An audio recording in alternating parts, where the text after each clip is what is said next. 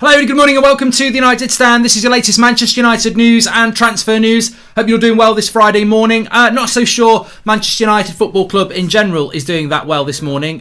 We're facing... Look, I mean, I embrace these sort of things. We're facing a very, very challenging week. In a week's time, we could be out of 2 cups and massively in danger of dropping out the top 4. Or we could be into an FA Cup semi-final, Europa League quarter-final and second place firmly in our hands. So, I mean, look, I think that we live in such a divided world anyway, don't we? There's so many things going on that divide people away from football. And I think in the United fan base, yet again, there is a division there. Ollie in, Ollie out. And I can't repeat what I keep saying, is that I think that there should always be accountability, and there's no doubt again that Ole Gunnar Solskjaer got outclassed last night. I think there's mitigating circumstances, but at the end, on the same level, I don't think you can sit here and start moaning about injuries when every club have had injuries this season. I mean, look at Liverpool. So, and as we've seen, when you do pick up injuries, you tend to not pick up good results. You know that's part of it. But of course, we played a team last night that had as many injuries as us, and still had a core principle of being able to move the ball well and competently. And what I want to just say here.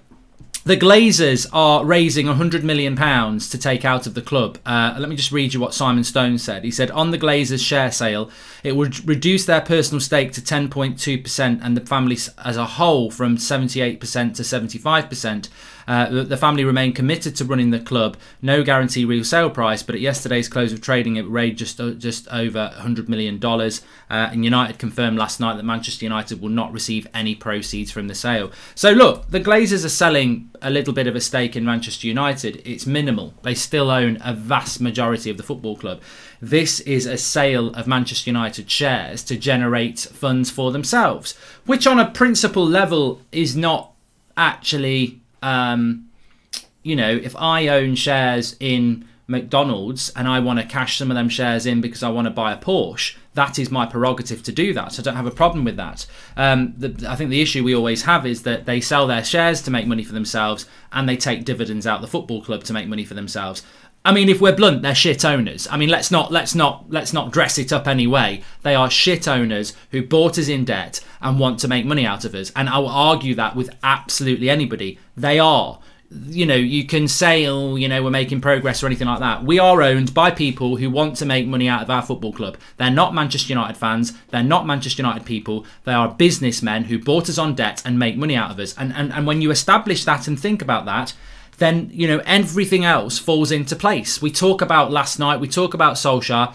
Look, we've got no Paul Pogba, and our midfield is no better than Brighton or Fulham's, and I'll stand by that. But if Manchester City lose Rodri, they'll play Fernandinho. If they lose De Bruyne, they can play Gundogan, Bernardo Silva. If they lose Raheem Sterling, they've got Mahrez. They've got so much depth in quality because they've invested in their squad.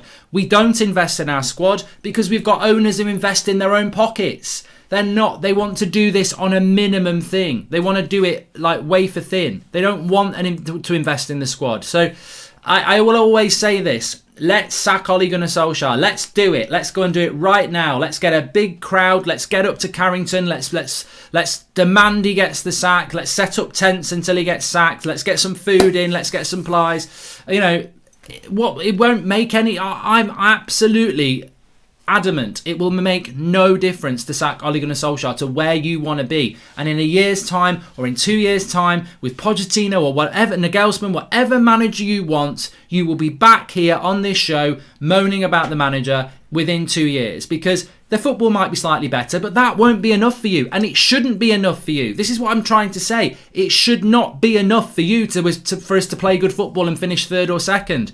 You think it is. Oh, well, anything's better than now, but it isn't. Because the core principle of a Manchester United fan is not to settle for second best.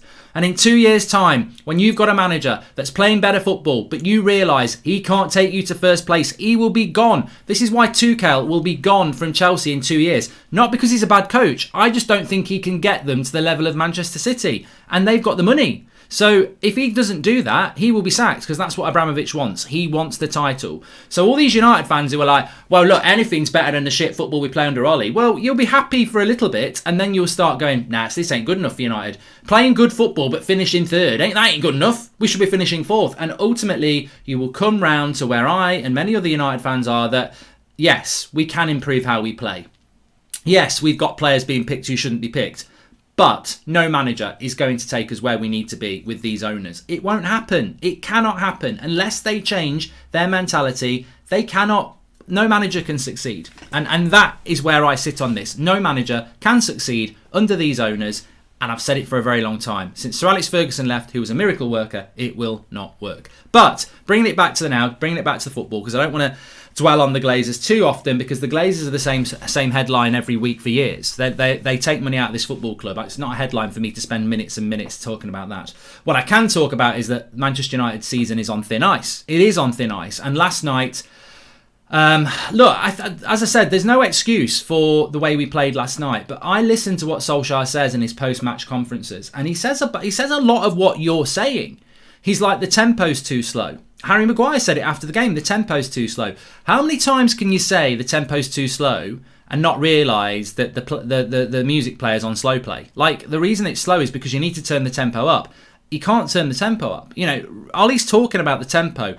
Maguire's talking about the tempo. I know where the tempo comes from. It comes from the midfield too. And they've got no tempo. And they'll never be good enough. They'll never be good enough.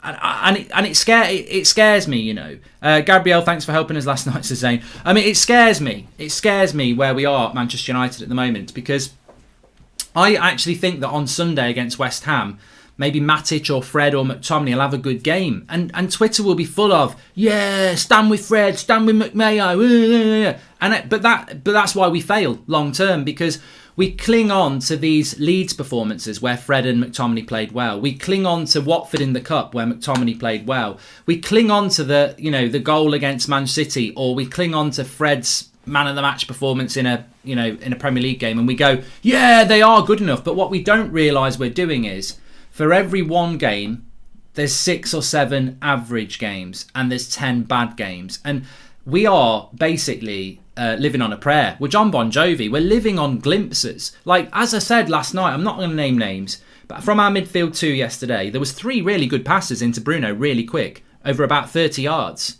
But there was about 20 sideways passes, ignoring going forward. And that's the thing. No player at Manchester United is going to misplace every single pass. But what happens is, just like those performances, we live off those 1 performances in 10 and go, they're good enough, and then they'll have shit performances. And they play 3 good passes in the game, and everyone highlights them, but they ignore the 20 bad passes. I'm old enough to remember Roy Keane, Paul Scholes, Michael Carrick. They get the ball in that midfield, and 95% of the time they are hitting a forward pass and moving the ball quickly, because that is their job. But we celebrate the 10% of time that our midfielders do it, because we're so not used to doing it. But what I saw last night, and what I keep seeing when we were watching opposition players, and it wasn't just Kessie last night, it was their other 2 lads, and it was Tonali when they came on, consistently moving the ball quickly and moving with the ball. We are making do. These players are not good enough. They're willing, but they ain't giving. And I'm terrified as to where we're heading as a football club, because in my opinion, those midfielders will never be of the level that we need. And if Ole Gunnar Solskjaer is relying on those, how is he ever going to move this team forward? To me, the summer is the big opportunity, because if he ignores the midfield and goes into next season without bringing midfielders in, then I've got nowhere to go in my support for him as a manager of Manchester United. And I would be that blunt, and I would be that critical. And my opinion doesn't matter. I mean, people have got every right to say, oh my God, Goldbridge is so important. He says that if they don't buy a midfielder, he'll probably be Ollie out. Well, I will. But that's my opinion. I don't really expect it to be, major news. It's just me, one person. If we don't invest in that midfield in the summer, and we invest in a striker and a right winger and a centre-back, then I will probably be Ollie out next season, because I can't see that midfield ever being good enough. I just don't. I don't see the body shape. And I'm not naming the players again. You know the 3 I'm talking about. I don't see the talent. I don't see the body shape. And I also get stuck in this whole thing that they're all over the age of 24. Some of them are 20. Well, one of them's in their 30s. One of them's 28. One of them's 25 this year. They're not potential. If they're not showing it now, they're not going to show it. And they're not good enough for Manchester United's first team if we want to win a title. So I think the midfield is a massive area for us to come there. I mean, look, JG says Ollie picks these guys. Mate, who is he going to pick in this midfield? I'm not going to get into an argument with you, but look at Liverpool. They've lost how many games at Anfield this season? They are in deep, deep shit. Jurgen Klopp, I think we can all establish, is one of the best managers in the world. They are in shit. They've got a better team than us, and they are in deep shit. You cannot be a hypocrite to yourself. You cannot start saying, oh, yeah, Ollie picks these players. Who's he going to pick in the midfield? Who is he going to pick in centre midfield that he if it's not Fred, Matic and McTominay? Who is he going to pick? I would say that to you. Who can Klopp pick at centre-back when he's got no centre-backs? This is what I mean. I'm not for 1 minute saying that he won't start next season with McTominay and Fred. And if he does, then I will come down on it on this show and say that's a bloody disgrace. But where we are right here, right now, going into a massive week, who is he going to pick in that midfield? I can't argue with on Sunday he's going to have to pick 2 out of McTominay, Fred and Matic. It terrifies me, but he's going to have to do it. And he's probably going to have to do it next week in Milan. They are not good enough. They might put in a good performance. They've done it before, but consistently they're not good enough. But who is he supposed to pick? You say Ollie picks these players. Who is he supposed to pick in those games? We haven't got Pogba at the moment, so there you go. As for Donny van der Beek, look, he's nailed his flag to the mast. And to be honest with you, I would pick Van der Beek as a centre defence midfielder, but he's not fit. And to be honest, it's not necessarily his position. You are making him something he's not. He can play there, but it isn't his position. Donny van der Beek is more of a box-to-box player. We don't play with a box-to-box player because we play 2 sitting midfielders because we haven't got one to do it. So that's the thing with Van der Beek. A bit of a blow on David De Gea. David De Gea will not be back until after the international break. This is the news coming through last night. I don't know whether this will be confirmed by Ollie in his press conference, which will be coming out at lunchtime, which we'll be reacting to. But David De Gea not back until after the international break. Now, I mean, I blame Manchester United Football Club for this and the media, not for David De Gea. I mean, David De Gea's got every right to go and see the birth of his child in Spain, and I think we're in this situation because of quarantine and everything that we can't get him back, and the international break is in a week's time. I blame the media for this, and I blame Manchester United because we've got enough issues at this football club at the moment in relation to division that we never needed to be led. And I've been very passionate about this, as you know. We never needed to be led into a war between our goalkeepers, and we've been in it. I've seen it, and I'll argue this as well. I've seen it in the live comments for 3 weeks. You're either Team De Gea or you're Team Henderson, and we never needed to be in this position. And I blame the media and I blame Manchester United. And in a way, I blame Ole Gunnar Solskjaer because he's not provided any certainty on this at all. He's allowed it to grow. What he should have done is come out, shown some leadership and said, David De Gea is my number 1 goalkeeper, but Dean Henderson is a goalkeeper for our future, and I'm more than happy to have him at the club, give him game time, and I trust him. That's all that needed to be said. Show some bloody leadership, and what we've actually created now is a division in our fan base, which we don't need, a division in the media, which is always they're gonna burn and keep chucking coal onto that fire, and we didn't need it. We did not need this, and now look, we need Dean Henderson this week, and I think he'll be fine. I think he's a good goalkeeper, but the fallout from last night I don't think the fallout will be that big. I think Dean Henderson will be fine on Sunday. I think he'll be fine in Milan. I think he'll be fine against Leicester. I don't think he's going to cost us goals. But it has basically just been a big eye-opener that being a Manchester United goalkeeper isn't as easy as saying, oh, Dean Henderson's done well at Sheffield United, give him the job because he's young and he's English. Let's get rid of David De Gea, who's 30 years of age, been a fantastic goalkeeper for us, and actually is our biggest earner and has had a good season. So it was just not a decision for now, but this is what happens. A journalist or an ex-player can start a snowball that builds into a massive thing, divides the fan base, causes issues, and we didn't need it. We just didn't need this thing to happen. And I've been very adamant about that, and I know some of you agree and some of you disagree. But we have got a division. We've got so many divisions in our fan base. I hate the division in our fan base. I really do. I'm very passionate about what I think, and I know many of you are as well. But I hate division. I hate the Ollie in, Ollie out. I hate the Henderson De Gea. I hate the Pogba Bruno. I hate the Martial Rashford. I hate it. Because to me, I walk into a game with my eyes wide open and I'm like, I don't know what's going to happen in this game. I can predict it in the way that we've lined up. I can predict that that's not going to work, but I never know. For all I know, McTominay might score a hat-trick and I'm giving him 10 out of 10. For all I know, Dan James might have a bloody worldie and I'm giving him 10 out of 10. Maguire might have a superb game at the back. So I don't go into games with an agenda against the player because I'm like, at the end of the day, they're wearing a Manchester United shirt. I want them to do well because I want Manchester United to win. If they perform badly, if it's Bruno Fernandes, my favourite player, if he performs badly, he's getting a 3 out of 10 or a 2 out of 10. That's the way it is. If you play well, you get the praise. If you play badly, you get criticised. But when you get division, you get stubbornness. You get, we've just drawn with AC Milan because of a stupid last-minute goal where a 1-0 result would have been very good. Ollie out.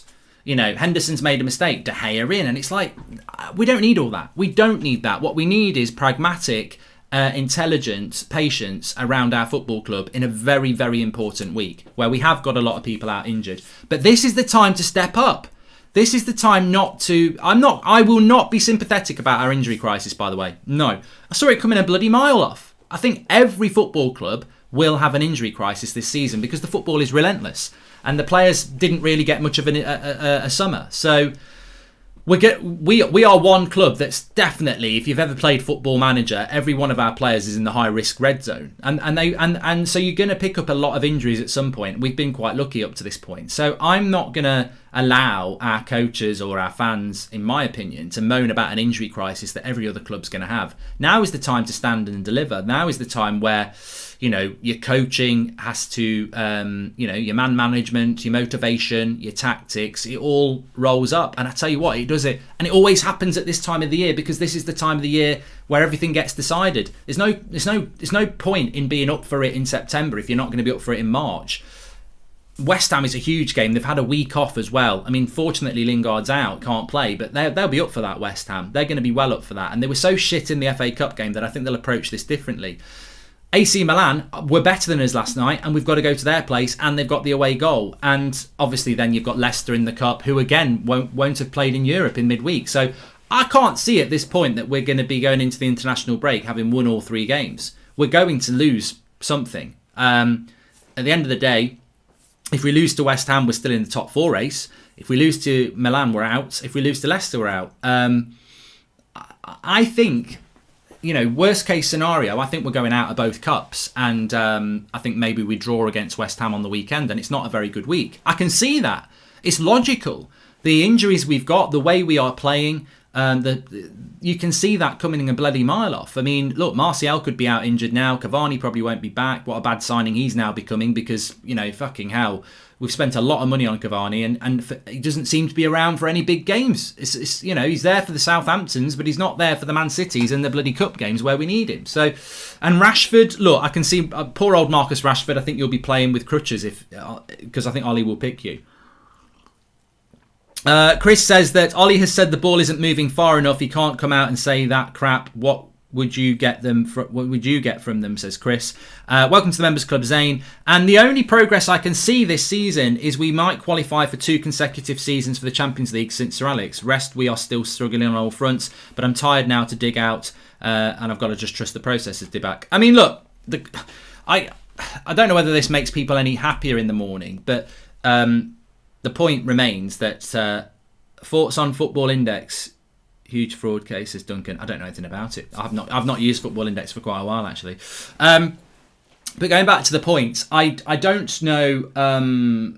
all I can tell you is what I know, and Manchester United are firmly behind this manager. We saw the restructuring a couple of days ago. They're behind the manager, and the manager was part of that restructuring. They have no plan to remove Ole Gunnar Solskjaer.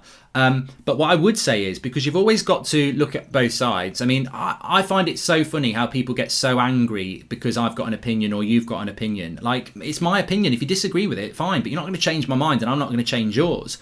The club are 100% behind Ole Gunnar Solskjaer. I'm well, this might give you some hope. I'm 90% sure Ole Gunnar Solskjaer will be our manager next season, regardless of what happens. Having said that you can't just say he's going to be the manager next season, because if we lost the next 3 games, we're out of 2 cups and we're going into an... Look, what I will say this. For me, the international break, which is coming up in the week after next, the international break for me really should be about transfers. It's the last international break before the transfer window opens.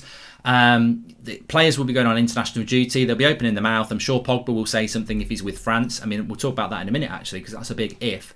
And that's what that international break should be for us. We should be seriously thinking about transfers and listening to what's going on in the media.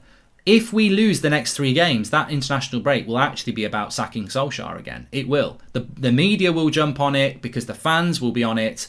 So it's a precarious week that we're going into. It's a massive week. And can I just say, if Paul Pogba thinks he's going to go and play with France, but he's not going to be back for United, then he shouldn't be allowed to go with France.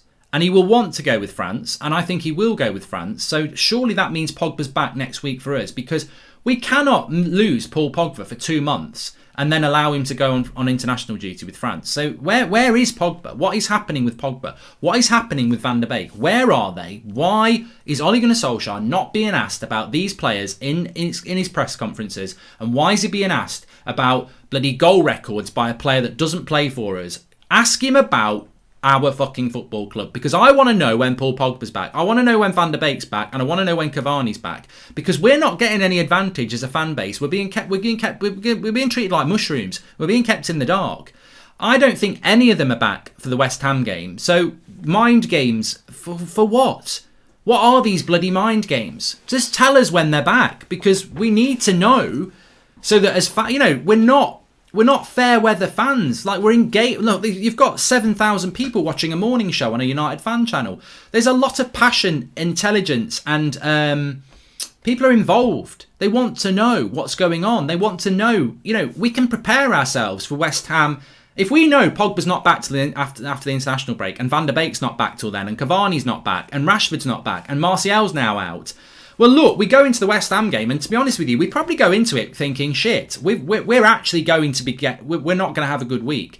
But we can process that, because I actually think Solskjaer's missing a trick here. If these players are out, I know the United fan base, like you know it. We are very good at building a siege mentality, and we'll be pissed off, and we'll be like, oh, for fuck's sake, we're screwed. But then come 7 o'clock on Sunday night, and come 8 o'clock next Thursday night, we will have a siege mentality. We will be like, look, we know these players ain't good enough. We know we've got a lot of injuries, but come on, lads, get the shirt on, fight for the shirt, put some passion in. Most of you shouldn't be here next year, but you're here now. Let's go for it. That's what United fans will do. But at the moment, there's so much uncertainty about who's fit, why they're not fit, when they're going to be back. And I don't think it's doing us any favours. And I certainly don't think it does Solskjaer any favours, because I think people have higher expectations when there is uncertainty about who's going to be back or not. Whereas if we go into these games and we know, we've got more idea. Of course we have.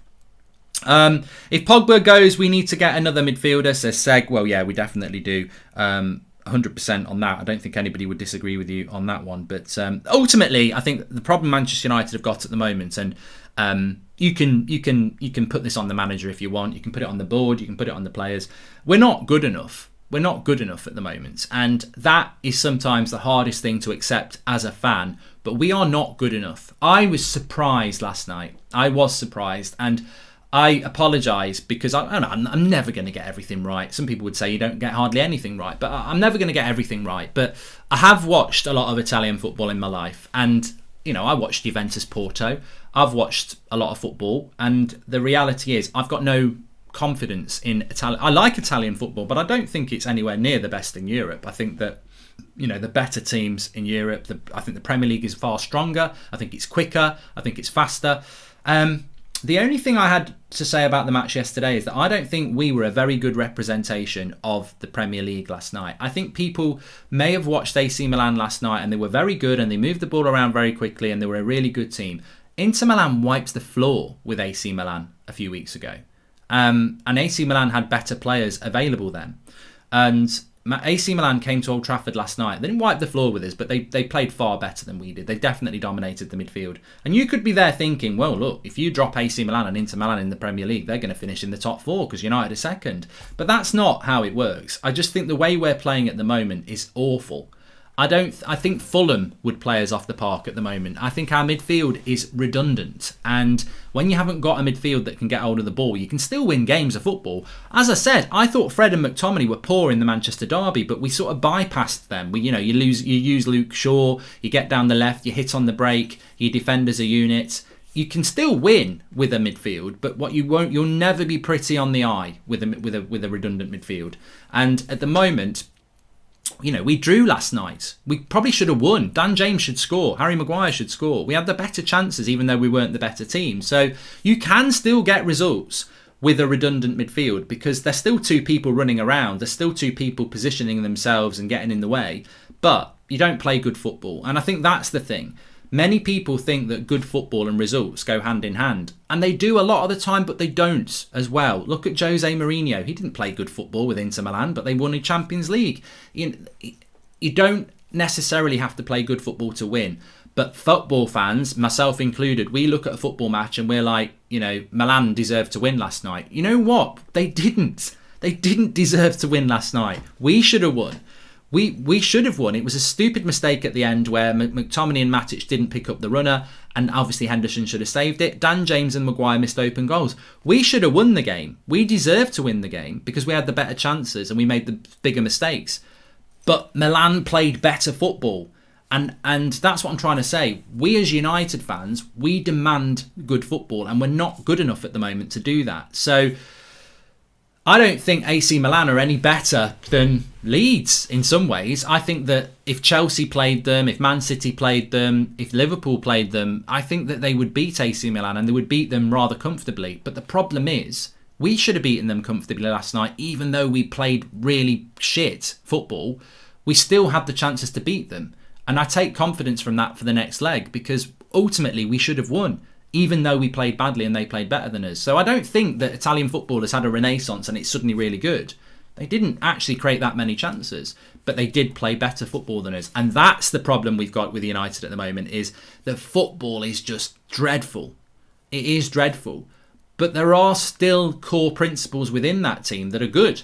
I thought the centre-backs played well. I thought when we got Bruno on the ball, he played well. Apart from that, Ahmed looked lively. Greenwood put a shift in. Martial was off at half-time. Dan James didn't play well. And as we know, McTominay and Matic were bloody useless. So, considering all that, it wasn't bad, but we are not playing that well. Ollie outclassed, or his coach is exposed as being not good enough yet again, says Kevin Millington.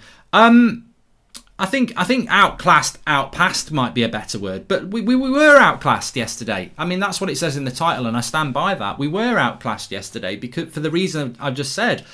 AC Milan, I enjoyed watching AC Milan moving the ball about. I don't think they were very good in the final third. But I'll come back to what I said. What is he supposed to do in that midfield? Now, the criminal things Ollie's done this season is he's putting McFred in the midfield and putting Pogba on the wing, or putting McFred in the midfield and not trying to get Van der Beek involved. Obviously, that doesn't go in his favour. But Carl Boardman, what's my favourite food? Well, Cooking with Goldbridge is back in about an hour and a half on my channel, so you'll see it then. So I think that we've got to play better football, and but doing that, look, I can't promise we're going to play good football at the weekend. McTominay will still be. I see McTominay get the ball, he takes a touch, he puts his head up, and then he whizzes a pass and admires it. Matic gets the ball and takes about 10 touches, and then will ultimately pass it five yards one way or the other. Fred, he's a little bit quicker, but he'll pass it to the opposition. I can envisage all three of those players getting on the ball off the back four and not being competent on it, because they're not. What is his other choice at the moment? There is nobody who can take that role. To be honest with you, I'd consider playing Axel Tuanzebe there. I don't know what Tuanzebe's done wrong, but I think he's finished at United. I think Tuanzebe brings more composure to our centre defensive midfield position than the three players that we use. And that might be really controversial, but I think that Tuanzebe would bring more composure, but it's never going to happen. Never going to happen in a million years. So who else are you going to play there? We desperately need Pogba back, but does he always pick him there? He might put him on the wing. As I said, I could talk about that for ages, but there's other things I want to talk about. But when it comes to Solskjaer, I've always said give him till May. And I think he will be given till May, 100% by the club. And then in the summer, he's got to buy... that. My eyes on the summer are you going to buy a centre defensive midfielder? Well, we're looking at... No, are you going to buy a centre defensive midfielder? If Solskjaer doesn't buy a centre defensive midfielder, then I think next season I will probably end up being Ollie out. And that really makes me feel very sad. But to me, it's become the acid test. I think this season he's used McFred way too much and they're not good enough. I don't think they're even good enough for Everton. I don't think they're good enough for Southampton. So why are they playing for Manchester United? I don't think they're good enough players. And I think we're second place because of people like Bruno and Rashford, not because of McFred. So if he goes into next season with those two players, I don't care if he buys Erling Haaland, Rafael Varane, Jadon Sancho, they won't get the ball, will still be pissing about with people who are not good enough. So if Solskjaer doesn't buy a centre defensive midfielder in the summer, then I think next season he's going to, I can't see how it's going to turn around. And even if we do improve next year, we won't win the title with those two players. They're not good enough. So either bring somebody in or this momentum that is building. I think still Ollie, like I have, he's still got the main majority of fans behind him, and I think that's the right thing to do. But I think the summer is no excuse to not make changes in that area. So we'll see what happens with that. Next year we need to win big titles, says Gustav. I don't think we've got a chance, mate. I don't think we've got a chance of winning big titles next year. I don't know what I'm not expecting that. I'm not expecting big titles next year. And I think this is where some people get lost as well. They're like, how can you sit there, Goldbridge, and say you're not expecting Manchester United to win the title? God, how your expectations have lowered. My expectations have not lowered because I don't think we're going to win the title next year. That's not me lowering my expectations. My expectations are that Manchester United should win the title every year or challenge for the title every year. That's my expectations as a Manchester United fan.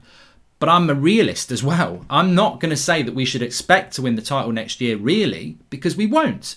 I expect it personally, but I know it's not going to happen.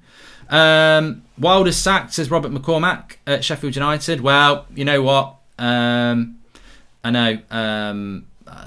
If that's true, it's modern day football. I mean, I'm not surprised. I thought Bilic from West Brom getting sacked was ridiculous, but if that is true, and I don't know whether it is, yeah, it is. Yeah, he has been sacked.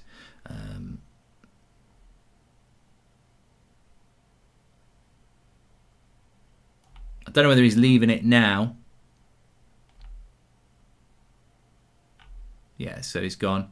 Yeah, he's leaving today. Leaving. So, I mean, look, at the end of the day, I think that's just modern day football, isn't it? He produced a miracle last year. But I think the minute when Mourinho won the title and he was sacked within 3 months of winning it, you know anything's possible in football now. It's the evolution of football, isn't it? Twitchy chairman and all that. But yeah, going back to what I was on about. I mean, there's a story in the morning in the morning papers this morning from the Mirror talking about Manchester United wanting Haaland and Kane. I mean, if I hadn't just had a cup of coffee and I felt quite relaxed, those sort of stories would make me quite angry. I don't know what you think, because I think that what is this all about? What is this? What are Manchester United actually doing? This focus on a striker. Oh, let's get Haaland, let's get Kane. The best evidence is the most recent match Manchester United have played. If Harry Kane or Erling Haaland played for Manchester United last night, the score would have been the same. Like, there was nothing in that game that Haaland or Kane could have changed. I think there was a half volley from Martial. Maybe they might have caught that better. But there was no creativity. There was no chances for the striker. The chances fell to Dan James and Harry Maguire. They didn't fall to the striker. There was no chances created for the striker. So why, if you had £100 million, well, actually it'd be more than 100. Why, if you had 120 million quid, would you spend it on Kane or Haaland when you could spend it on Declan Rice and Varane, or Declan Rice and Koundé, or Declan Rice and Koulibaly? Why would you spend £120 million on a striker to drop into that United team? It's like building a house but not paying for the roof. Like, we won't need a roof. It'll only rain 3 months of the year and we'll just get wet. But when it's sunny, it'll be lovely and warm. Like, I can't get my head around the thinking that Manchester United have. I mean, it's almost like, you know, I grew up with Sir Alex Ferguson managing Manchester United, and I learned so much about winning and losing and entertainment and Manchester United in general under that manager. And you grow up with that, and I'm sure Liverpool fans have it, you know, and you put so much respect in that manager because you know they know so much more than you. You know they are, you know, you're in the presence of geniuses. And I look at this United setup now, and I'm talking about top to bottom, and I'm like, well, these people are meant to know more than me. They're running my football club. They're meant to know more than me. But they're watching the same game I am. Why do they want to spend £120 million on a striker? What in the last 2 years makes them think that a striker's going to make us any better than second?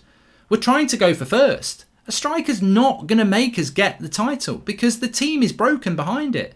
I just find it amazing, absolutely amazing. Somebody messaged me the other day and they said, you were always going on how Cavani and Martial only get less than 2 chances per game, and every other striker in the league tends to get 2, 3 to 4 chances a game. But if Haaland and Harry Kane had 2 chances a game, they would convert those chances more. And I'm like, yeah, but over a season they're getting way less chances than anybody else, and they don't convert every chance actually. The reason they score a lot of goals is because they get a lot more chances than we get, and they're good strikers. But I just don't see it. I don't see why. And then again, the media are building this up, so it must be coming from somewhere that Manchester United are looking for a striker, a top-class striker. And if we did sign Harry Kane, or we did sign Erling Haaland, of course, we would be very excited about it. I would be very excited about it, but it's not the right deal. It's not the right deal. The more we criticise McFred, the more Ollie plays them, says Duncan. Yeah, well, you've got to be careful about that. Welcome to the Members Club, Josh Newton. Welcome, James Rodriguez. And if De Gea stays, would you be happy, Mark, says Sean Falvey. To be honest with you, I'm bored to death, Sean, of the goalkeeping situation. I don't think it does us any good as a football club. I think it's a division we don't need. It's not a joy division. It's a bad division. At the end of the day, De Gea's not going to be back until April. Dean Henderson's going to be in goal for 3 important games, and I hope he plays world class in all 3 of those games. And if he does, then you know what, Ollie will still share the role between Henderson and De Gea in April anyway. So for me, this is a decision for the summer. I don't really see the point in investing any time in the De Gea versus Henderson thing, because the only thing it does is divide our fan base and our football club. And this is where I think the club have handled it badly, and I think the media have handled it really badly. And I think ex-players of this football club, who know way more than I do and you do of what it's like in a dressing room and what it's like at this time of the season. You've got ex-Man United players on public TV speaking to millions, dividing our football club around a goalkeeping situation at a pivotal point in the season. That is self-serving. That is not beneficial to Manchester United. So you know what? I'm not getting involved in this anymore. I'm not going to get involved in the De Gea Henderson thing. I stand with David. He's my goalkeeper this season. I don't know what's going to happen in the summer, but Henderson is a good goalkeeper and I want him to do well as well. So for me, they're going to share the role till May, and in the summer, the club has to put an end to this and resolve it, because we can't have another season of this.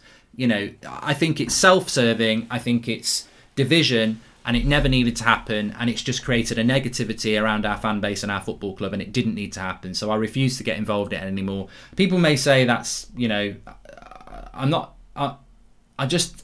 taking the higher ground on this. We've got a really difficult week, and I'm going to try and resist as many divisions in this fan base as I can. I think the Ollie out one and the Ollie in one, you've got to hit that head on because it's result based. But the goalkeeper one is just so stupid, and I'm disappointed because some of these ex-players, I worship them as United greats, and you know, some of these journalists, they're very good journalists, but I think they're self-serving. I think they're pushing something because they want what they want, and I don't think that goes hand in hand with what's good for Manchester United right now. So yeah, the Kane and Haaland story in the Mirror. Also, Varane is apparently going to sign a new deal at Real Madrid. I mean, look, I don't think, I said this yesterday morning, Manchester United won't get Varane even if he leaves. So I think we need to, I mean, I mentioned it on the watch along yesterday. There was a story yesterday that Manchester United are looking at Ben White. I mean, I'd rather have Jimmy White. I will cry and cry and cry if we sign Ben White. I really will, because he won't be, on every level, this makes me want to scream. Like, if we bought Ben White, he's shite. No, he's not. He's not bad, actually, but he's not a Manchester United centre-back. It's just another Lindelof. It's just another Maguire. And if we bought Ben White, what would happen is we'd still get Maguire and Lindelof. He'd just be like a third choice. I mean, that's what terrifies me the most about Ben White, right? Or Tyrone Mings, is that if we... It's a bit like the director of football, and I'm wide awake to what Manchester United do, and I'm sure many of you do it, right? as a fan base, we've been moaning about a director of football for years, right? And it gets brought up all the time. Now, this is United, typically not United. They could have dealt with this a lot quicker. And what they've actually done, they've not done anything, but they've shut it down. So what they've done is they've not appointed a director of football. They've made somebody a football director who's already doing the role with Ollie anyway. So they shut everybody down about a director of football. Some idiots actually think we've appointed one, but ultimately the conversation ends because we have now got a director of football, even though it's somebody from within the club that's been doing the role anyway. So they've shut it down. So that whole we need a director of football thing, they've shut it down. Well done to the club. What scares me, because this is a tactic United have used before, everyone's been going on about a centre-back. You buy Ben White, we've shut it down, we've bought a centre-back, but he's not the centre-back we need. He's not the world-class, top-class centre-back that comes in, is the best centre-back in the club, plays next to Maguire. It's a centre-back that they can't moan about a centre-back, we've bought one, but ultimately it's third-choice centre-back. It's still Maguire and Lindelof, and Ben White's the backup. And that is what would happen if we went for a player like that. So... And again, some fans would go, well, we've all moaned about a centre-back and we've got one, stop moaning. But these fans are the fans that don't realise what's going on. And Man United need to buy a centre-back that... Well, look, if Manchester United buy a player, they should always be better than what you've got. That's the whole point. Or have the defined, factual, evidential talent to be better than what you've got, because sometimes you will buy a Diallo, that's fine. Too many times Manchester United are buying players that really are no better than what we've got. Dan James was no better than what we've got. There was potential in the deal, but I mean realistically for 15 million, not a load of potential. He's not better than what we've got. And if we bought Ben White, he'd be another one not better than what we've got. I mean Van der Beek in Ollie's eyes is not better than what we've got because he's fifth choice midfielder every time. United can't keep spending money on players that are not better than what we've got. And I think if we went for someone like Ben White or Tyrone Mings, we'd still have Magaluf at the back next season. They'd just be a squad member. You can't buy squad members when you're not where you need to be. You've got to buy what better than what you've got. Welcome to the Members Club, Sean Falvey. And unless it's to bolster and provide depth from the bench, but of course that only applies when you have great first team players, says HX Duck. Yeah, we don't, we will strengthen our bench by... Manchester United need a stronger bench. I agree with that, and I think that's a very good comment. But we will strengthen our bench by strengthening our first team, because if you strengthen your first team, you push Lindelof to the bench, you push McTominay and Fred to the bench, you push people like, you may be pushing someone like a Greenwood to the bench if you bring in a Sancho, unless he's going to play up front. So you strengthen your bench by forcing people out the first team who aren't maybe good enough. And I think Greenwood's good enough, by the way, but what I'm saying is that if you look at Manchester City, you look at their bench, they're not bench players. I mean, they are in the context of their wider squad, but their bench against us had Foden on it, Bernardo Silva on it, Laporte on it. How great would it be if United actually had too many forwards, so one of them had to be on the bench every week? So one week it might be Rashford, it could be Sancho, it could be Greenwood, So we will strengthen our bench by buying the players that strengthen our first team. We don't want to buy bench players so that we can keep the players who aren't good enough in the first team. And that's, to me, is what Ben White would be. And also, on Ben White, can I just say the most important thing of all? He doesn't fit the profile of centre-back that we need. He's not got the qualities that we need, or the attributes, sorry. Bubba says we're back to blaming the players. Well, Bubba, I don't know what match you were watching last night, but I'm sorry, footballers are not robots. The manager doesn't put a bit of coding in them and send them out to play a game and they run around. If you're not blaming the players for last night, then I'm sorry, I don't think football's for you. Ole Gunnar Solskjaer can't make somebody grab hold of the ball and pass it forward. Ole Gunnar Solskjaer can't make somebody pick up a runner. Ole Gunnar Solskjaer can't tell can't mark a player that they should be marking. Ole Gunnar Solskjaer can't put a strong hand up and tip it over the bar. There has to be some culpability, and I've been saying this for. In fact, I remember in the midst. I mean, don't go back and watch the videos; you'll bore yourself to death. But in the days of Van Gaal and Mourinho, we used to have more conversations about whether it's the players or the manager. But you know why that was? Respect for the manager, because it was Mourinho and Van Gaal who'd achieved things in the game. Fans were willing to go, is it the players or is it the manager? And that was a big point in the Van Gaal and Mourinho era that we used to discuss on this channel quite regularly. Is it the players or is it the manager, Mark? Now, it doesn't seem to ever be the players. It's always on the manager. Wow, and that's because of this mistrust about Ollie's CV. But I actually still think it's a debate point. I really do. I think if you can do it for Mourinho and Van Gaal, you can do it for Ollie, because at times Ollie's tactics are actually better than Mourinho and Van Gaal. I think it's the lack of respect that some of our fan base have for Ollie, that they think, oh, he's just shit, so it must always be him. And yet we've played better football under Ollie than we did under Mourinho and Van Gaal. But nobody ever wants to have that debate that we had with Van Gaal and Mourinho about whether it's the manager or whether it's the players. And it wasn't an overarching conversation. It was per game. Was it the manager today or was it the players? When I look at the game last night, was it the manager or was it the players? I actually think it was more on the players yesterday than it was the manager. The manager's tactics in the last 15 minutes were a bit defensive. I didn't like it. But overall, you know, Matic has been shit this season. Really bad. And McTominay and Fred just aren't good enough in that role. As CDMs, they're not good enough. And I think when those two are your only options, you're going to struggle. Poor transfers last 8 years, same this year. We could have just bought a centre-back and a CDM with the 100 million we spent. We also missed out 100 million with Pogba, says Fikret. And face it, with Glazers, we're going nowhere, like it or not. Leopard will not change its spots. Mini, I agree. I absolutely agree. Anyway, we've got Ole Gunnar Solskjaer's press conference coming up for you at 1:30, so we'll get all the team news and injury news then as well. It's quick, isn't it? You go out the Europa League. Sorry, we're not out the Europa League. You finish the Europa League game. It's Friday morning, and you're playing again on Sunday. So it's quick heading into this West Ham game, and that's got to be the focus now. But as I said, this week is huge. You decide what you to do. I'm never going to be that fan. And we're never going to be that outlet that tell you what to do. We'll give you what we think and we'll discuss it, and that's the way it's going to work. But Sean says, if we get a centre-back in the summer, like Laporte, would you be delighted? To be honest, Sean, my priority is a centre defensive midfielder now. I might be walking that walk on my own, but after last night, I've had enough. It's been getting on my nerves for a long time, but last night was the straw that broke the camel's back. I'm fed up of that centre defensive midfield situation. Manchester City use one, and then they've got Gundogan and De Bruyne, who are basically box to box. We're using two, and they're shit. So we need a centre defensive midfielder. A team cannot work without a Carrick or a Rodri or something like that. Certainly not a Man United side. We've got some really good box-to-box midfielders. And I think McTominay can be a good box-to-box midfielder. But we can't release these people. We can't use Van der Beek. We can't use Pogba. We can't release McTominay if we haven't got a CDM. It's the most important position, to take the ball off the back four and feed the attack. I remember Rooney saying it about Carrick years ago. When you had Michael Carrick playing, you knew you were free to go and do your job because you knew he would protect the team and provide a platform to build it from. And we need that. And we've got a bloody coach who used to do the role. Let's find somebody. That's the priority for me. 100% that is the priority.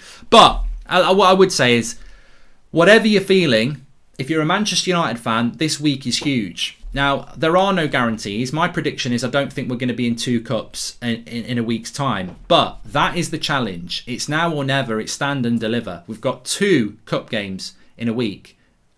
If we lose them, we're out. And we've got a massive game against West Ham on Sunday.